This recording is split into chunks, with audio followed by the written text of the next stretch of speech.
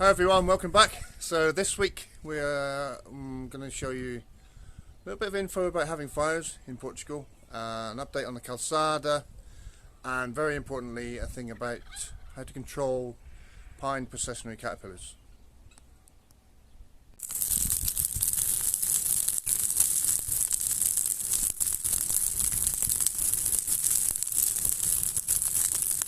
This is winter, just to show you how well stuff burns here.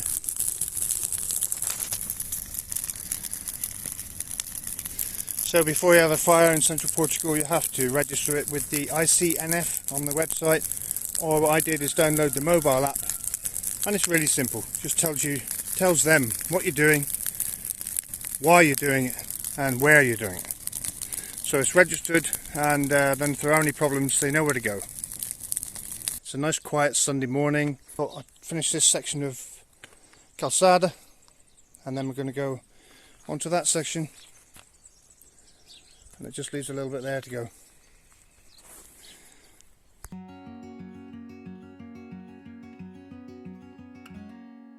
Days without water along the sun-soaked road. We crossed over borders to get where we are. And it's all for you, it's all for you, it's all for you, it's all for you. I did it all for you, it's all for you, it's all for you, it's all for you. Nights without sleeping, 'cause you fear the night.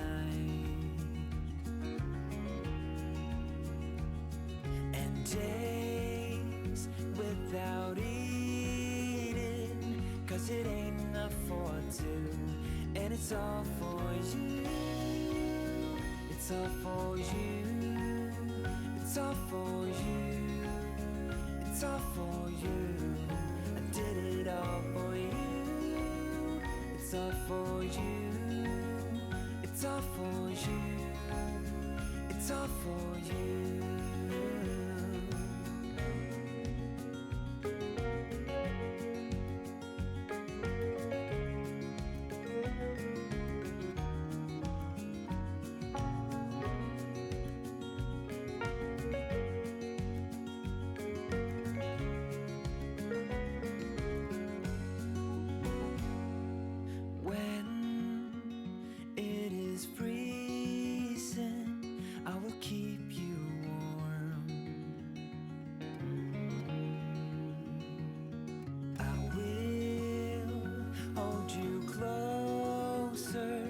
So you don't feel the cold.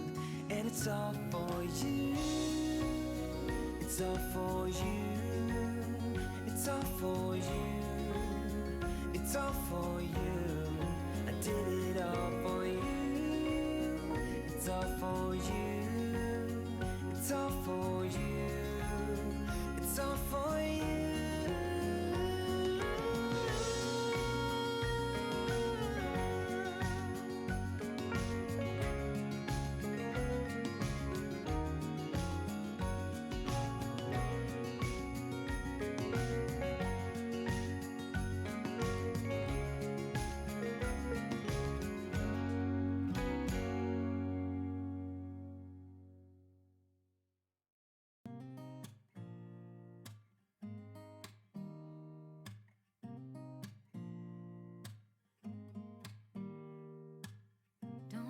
Someone to save me, no, and don't come running to blame me. From miles away I can tell that something's off. The way you look and how you pause when you talk, I think I said enough. You said your love for me something brand new. You said this is something you would never do. Here we are in your car, let me see who you are, who you really are. So there's another section's finished. apart from filling it with the joints with fine sand and cement. That's just when Angie's swept up. Hello. We'll rinse that down with a bit of water. Then we're going to take the dogs into the vets for their yearly injections. So this week we're going to show you 3 ways to try and control, 3 or 4 ways to try and control these little buggers. Processionary caterpillars, really dangerous things, and this year is a good year for them because they are everywhere and there are hundreds of them. So they're really dangerous, and I'll put some info up about them and show you 3 ways to try and control them. As you can see, some of our trees are just totally infested with them. We had about 10 nests last year in these 2 trees. Now it's just gone crazy. So, caterpillar traps. Here's one we made last year, a couple of years ago, still going strong. Every year we have to obviously untie it and redo it because the tree's still growing. But so basically we put a ring of foam. We've used hard foam, which is a mistake, as you can see. So these holes will have to be filled in afterwards. But you have a ring of foam which you can use, let's say, pipe insulation for. It goes around the tree, and then an upstand around that. Yeah. So when the caterpillars basically come down the tree, they'll get to this point and walk around the tree so they can find somewhere to go down. And then what you do is, ow. So what you do is make a hole in your foam and put a pipe through it. See, this is just a 40mm plumbing pipe which goes into a bag which is strapped around the tree. Yeah, this is just a homemade version of the commercial traps you can buy. This costs us about 3 or 4 euros, whereas you would pay about 35 to 40 for a commercially bought trap.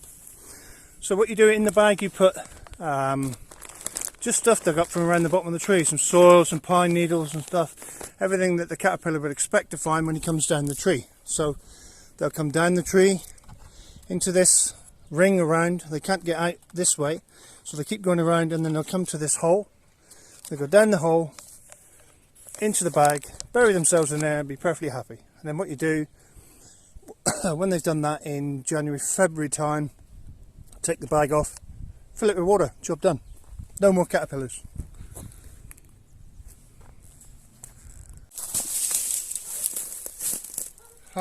You'll probably see a lot of videos of Portuguese and Spanish videos about this time of year, because these processionary caterpillars are a real big problem. A real danger for humans and your dogs and cats. Not sure about goats or pigs, or I know birds are fine, but hey ho. I know Luke and Sarah have done a video about it. Their method where they cut the actual nests off the tree and then burnt them, which is good. But if you've got some of the trees we have are 20 meters tall, so we won't be climbing up there to cut them off. So instead, a real simple, really cheap method, cling film.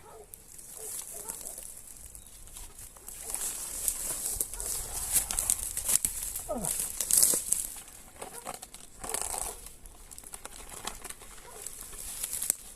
Do you know what?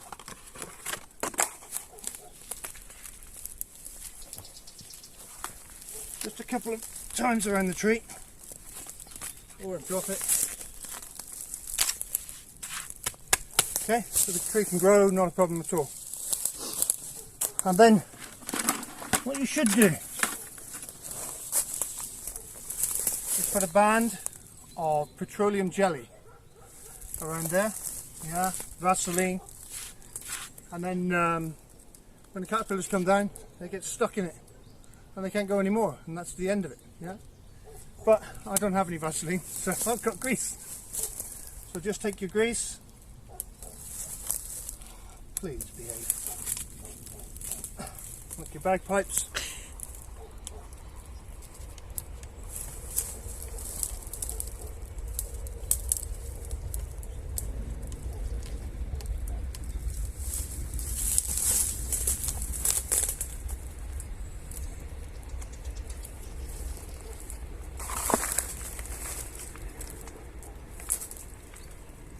Just ordinary grease that I use on the tractor,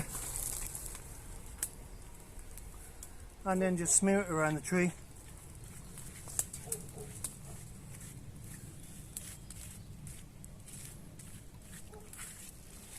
A band about 2 or 3 inches wide.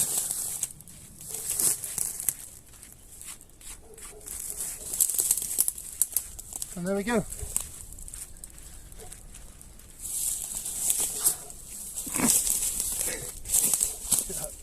So the caterpillars will come down the tree, get to the grease, get stuck, and then that's the end of them, basically. Hopefully. Hopefully. But don't forget to wear a pair of gloves when you do this. So, another method of dealing with these pesky little critters, they're worse than that, is to clean around the base of the tree with a fork and make sure the ground around them is nice and soft. That way when they come down the tree, I mean, see the size of our trees, they're quite big, and cutting all the nests off, I think there's 40 nests on this one that we can count. So we're doing this to every one of our pine trees, just cleaning around the bottom, so when the caterpillars come down, all they're looking to do is bury themselves in the ground so they can pupate. Yeah, that's fair. What do they do? Pupate, isn't it? Because the moth lays the eggs. Yes, they pupate. The eggs turn into Scatty wigglers. caterpillars, and then the caterpillars come down the tree to bury themselves in the ground To go through their pupation. to pupate and come out as a moth again. Hmm. Yeah, that's really basic caterpillar lifestyle there. Caterpillar moth, whatever. But they're only moths for a day, aren't they? I don't know, not very long. So Really? I think so. Hmm. I think they Ow! lead quite a hectic life in 24 hours.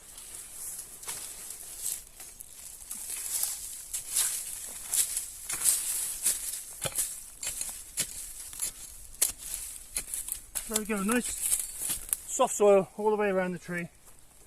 Make sure it's all the way around, because no doubt if you leave a section they'll go out through there. What you need to do is, the most important thing is to stop them processioning along the ground. Yeah, we had kids, you know, babies, whatever, kids, young kids, dogs and cats, curious of what's happening. Dogs would generally try and either sniff it and they get their hairs up their nose, or try and pick them up and they get it on their tongue. Most of the cases in Portugal I've seen with dogs, they have the toxin in the caterpillar's spines necrotizes the flesh basically, so the tongue sort of rots, and you have vets to cure it have to cut sections out of their tongue, and it's really gruesome and horrible.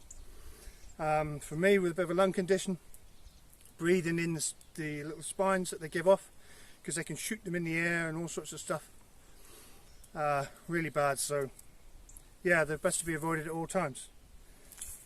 That's it.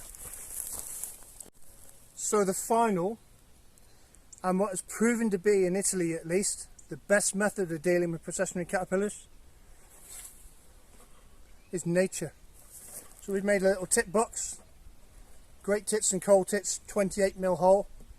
I'll do a little video of how to make this.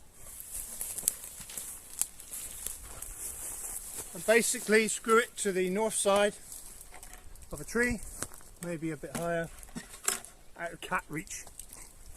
On the north side, because then it won't get any sunshine during the day. That's what tits like. And yeah, we're putting up, well, I'm putting up lots and lots of these. In Italy, it's reduced the Pine Processionary Caterpillar problem by 85%. So I'm going to put loads of these up because I love tits.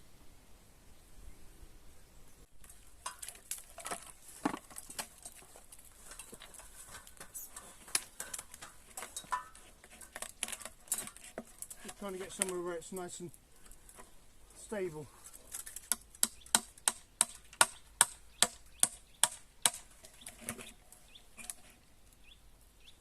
Yeah.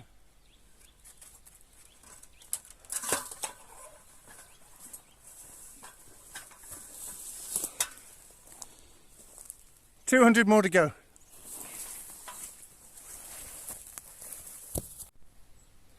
So that's the nest box for the great tits, cold tits, which feed on the processionary caterpillars, which is a good thing. We're going to put one every sort of 10-12 trees ish. Obviously if we got a tree like that one on its own,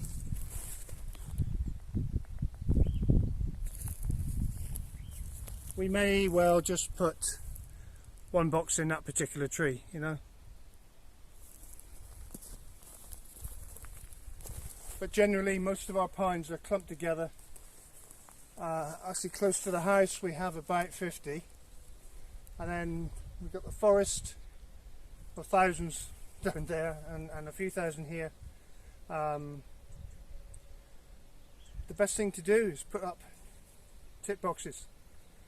You know, if you're going to reduce the population of the caterpillars and the moths, then it's a more environmentally friendly and easier way of doing things. You imagine putting a trap like that we made, the first trap we made on every tree? Absolute nightmare. So I think the tit idea is fantastic. We have to get making some more nest boxes. Lots of.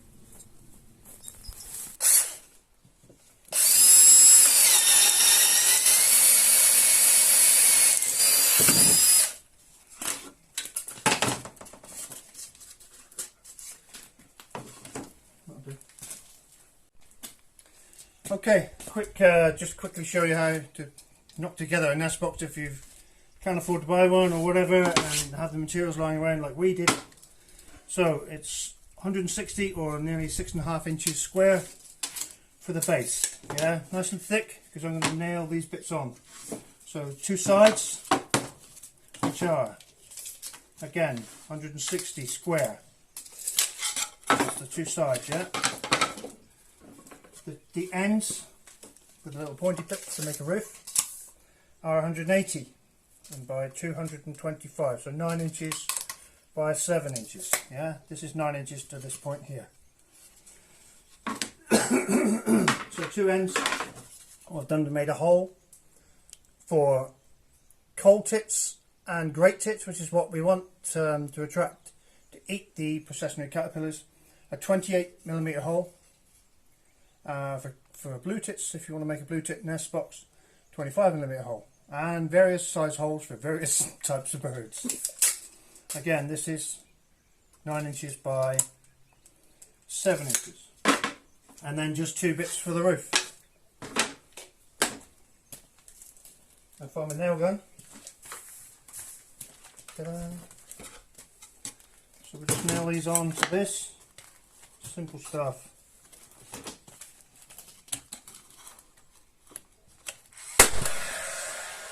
And that one I have my hand over.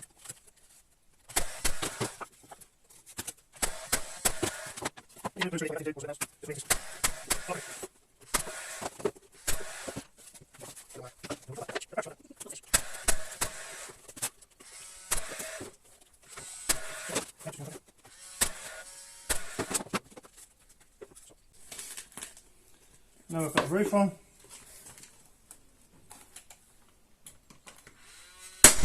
Whoops.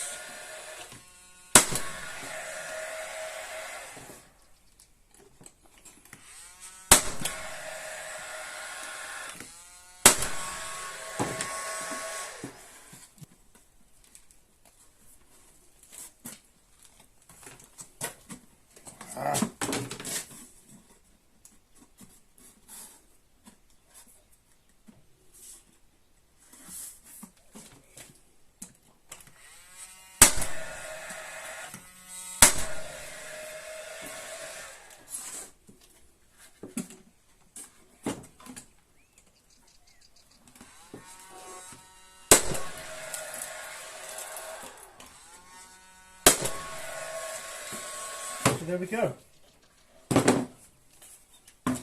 Can't see inside now. So there we have it. Oh look.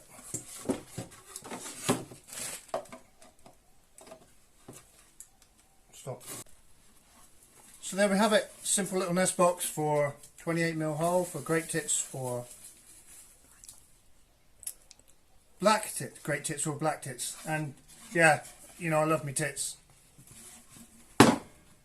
I know I've mentioned the damage that these Pine Processionary Caterpillars can do to animals, but primarily most of the damage they're doing, as you can see here, this tree is a bit bare in the middle because they eat the pine trees. This tree is probably old enough to recover, but if you have lots of young trees, they'll most likely kill all the trees. So we're going to put a fence line up along here, basically to support these vines, which are in a right mess. After Melvin cut all the brambles down, did a sterling job.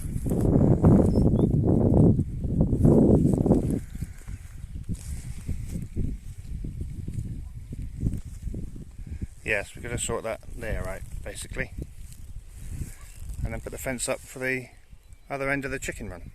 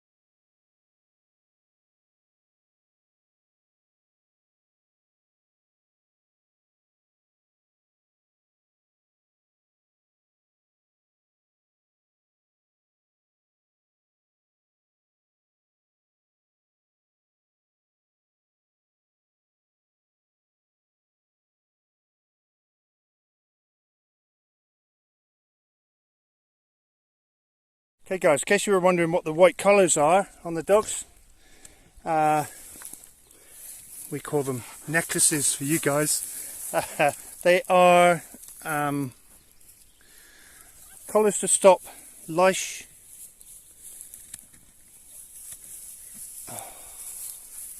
Yeah, they're to protect the dogs from a disease called leishmaniasis, which comes from the sandfly or can even be spread by mosquito. Usually in tropical countries, but there have been cases of it here, and it's quite bad. So we thought we'd protect. Oh, you just come out. Hi, hello guys. Obviously, we're doing our bee inspection. Just thought we'd show you a quick update. Just show you this first. So here we are. We lost a hive a few weeks ago, before Christmas actually. We lost it due to varroa mite. We came down to do our fortnightly inspection, and there was nothing left. So we took the hive away. I'll just show you from the front of the hives how busy they are.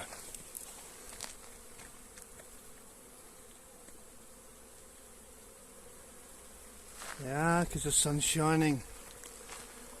And they're busy, busy, busy bees.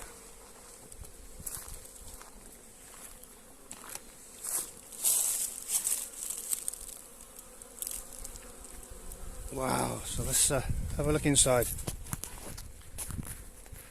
Alright, see how busy these guys are. So, the whole frame's just been built out ready for whether they want to fill it with whatever they want to fill it with, basically.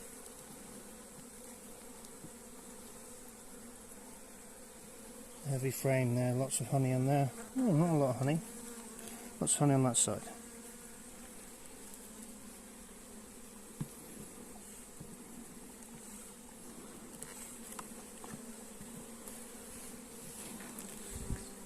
Okay.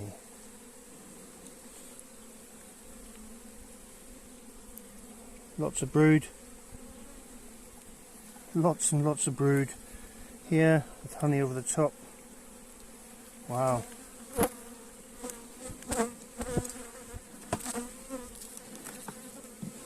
No sign of varroa mites.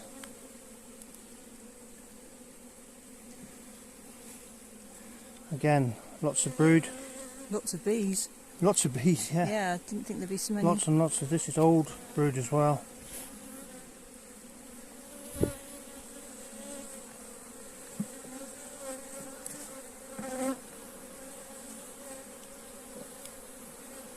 Yeah, more brood.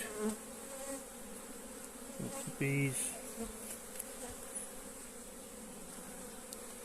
Wow, that's like 3 frames of brood.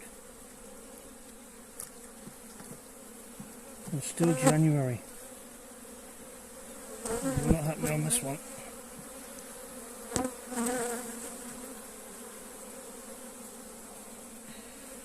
Four frames of brood. Haven't seen the queen yet, but No, but a oh, little bit of varroa mite here.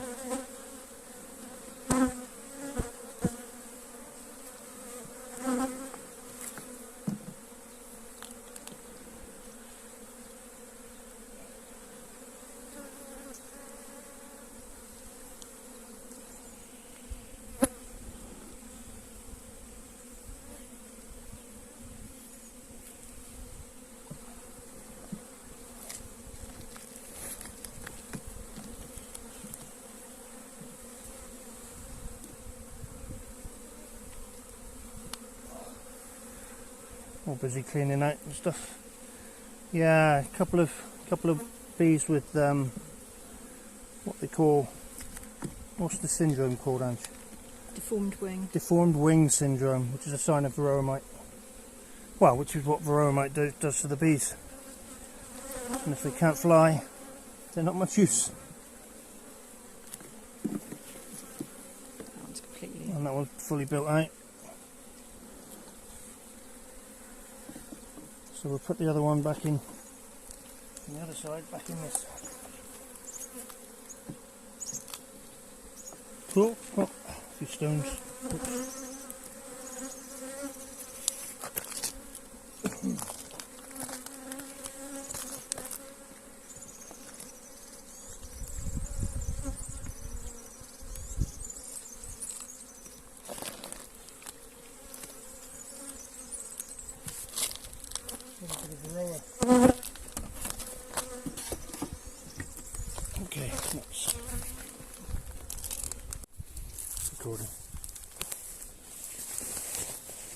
So this one, date,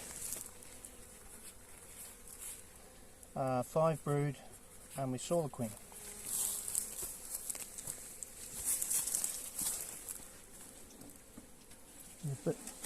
A bit smaller this one, I reckon. These are all those oil beetles. Hang on. Was. Look, loads of them. Oh yeah.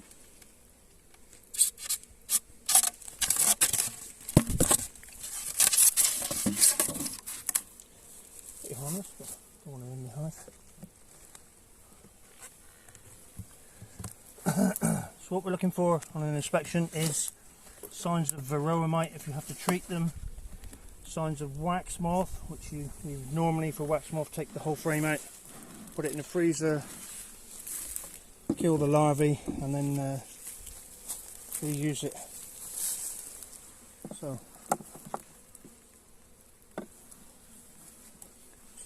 empty frame, not quite built out yet, but they're doing it. They're building the comb out, and they're obviously building it down to the bottom.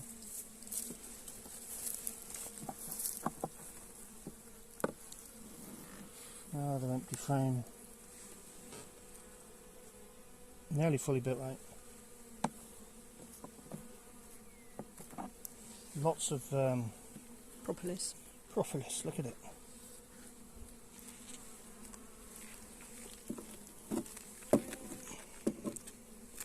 Wow. Okay.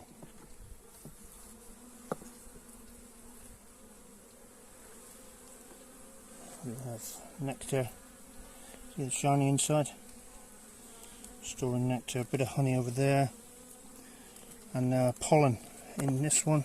I'll show you. See the pollen?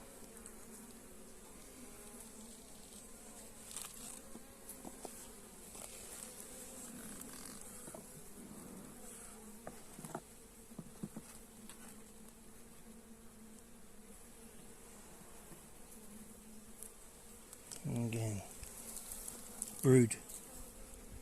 See the capped brood there. Same with this side, lots of capped brood. I just see one emerging there. See the little larvae inside here? No. There, see the larvae? Little white bits.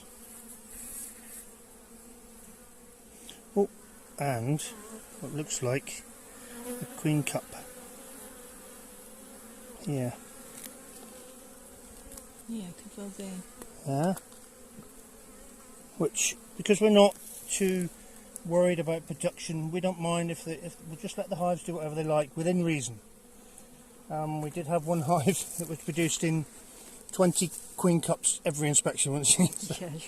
Yeah, eventually they sorted it out and we ended up with one good queen. But there was a very good queen in that one there. yeah. Again, brood.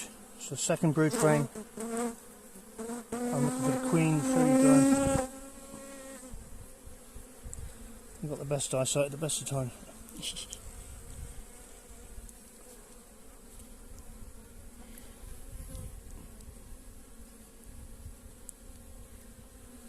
Can't see anything. It's another brood frame anyway.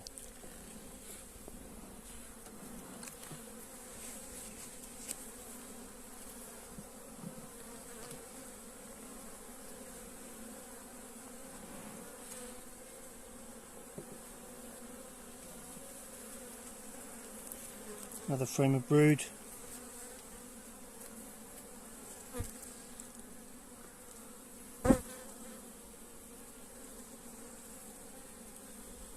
No sign of the queen. Not on that side.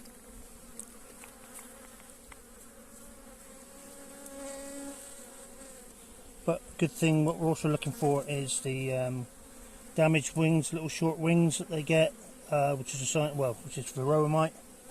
And there's no sign of any mites on their back, so it's all looking good. A bit stressy.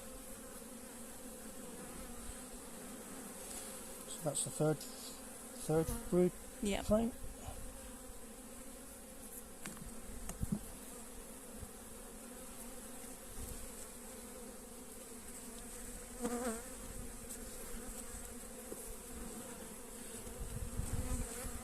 Fourth brood frame.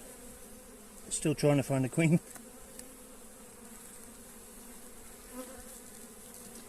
These strips are treatment for varroa mite, which we put on at the start of the winter, really, didn't we? Mm-hmm. I can't see no queen. No. But I can also see what's going on here. Oh no, they're Could be drone. drone cells, yeah.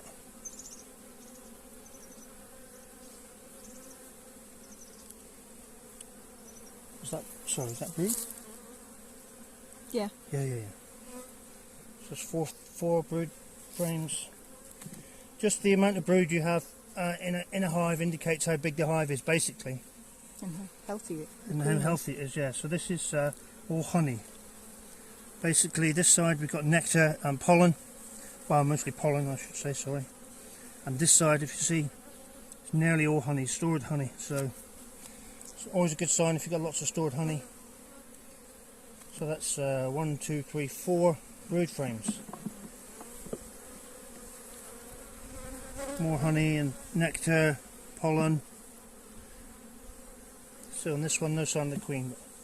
She's obviously there because there's eggs there. So, or there's brood there Some larvae. So. and larvae.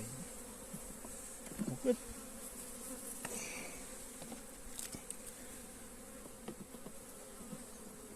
Okay.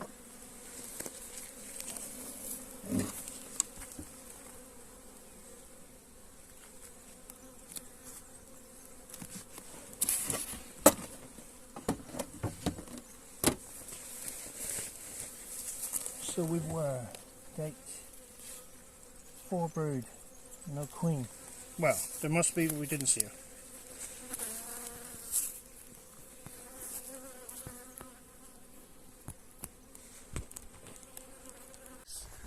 Okay, so that's the bee inspection done.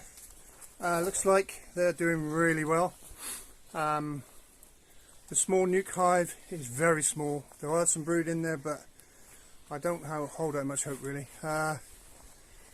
The other hives, yeah, they're all doing really well, really strong, which makes us think next time we do an inspection, fortnight's time, we're going to need to take down another hive box, a base box, to replace the one we lost, and maybe another brood box to go on top of the one there with 6, 7 brood, so that's really good.